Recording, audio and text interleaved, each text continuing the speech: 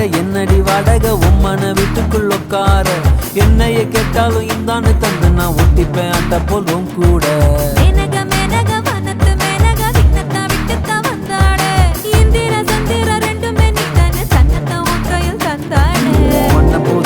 உன்னைய நீ நெஞ்சில் வச்சிருப்பேன் ரொம்ப பத்திரமா சின்ன சிரிப்புல என்ன வளைச்சிட்ட சித்தன வாசல் சிங்கிறமா